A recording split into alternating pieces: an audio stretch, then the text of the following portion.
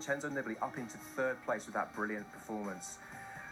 Brian Smith alongside me, a breathless day, and we have to say the headlines will not be about Nibali so much, maybe than Gazzetta dello Sport, but what happened with Tom Dumoulin stopping for a toilet break and the main contenders for GC not really stopping.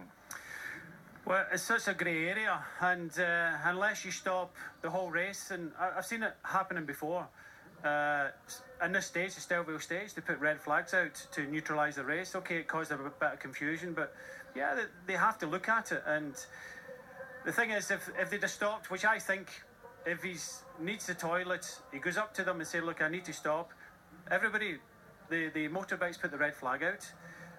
They stop for 2 minutes, allow them to do that, but it goes from the front of the race to the back of the race, because if they stop, neutralise it for 2 minutes, then Nibali doesn't win this stage today. It's as simple as that. So there's so much grey area. Do I think the GC riders should have stopped? Yeah, but try tell the Tifosi that and the Italians. I don't think Nibali would have been able to catch Lando. And if you do stop, how long do you stop for? Zakarin, I think, attacked initially, then seemed to sort of hold it back a bit, and there was a lot of looking around at the front of that little group, and then they just sort of slowly but surely up the pace. I mean, who would make the call for them to stop, and then who would say it's back on again?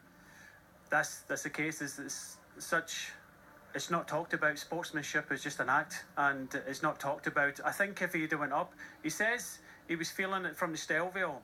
I've seen riders take their cycling hat and put it in their shorts and do what he did, not actually stop at the side of the road. I've stopped at the side of the road and done these things, but I haven't been a Grand Tour leader.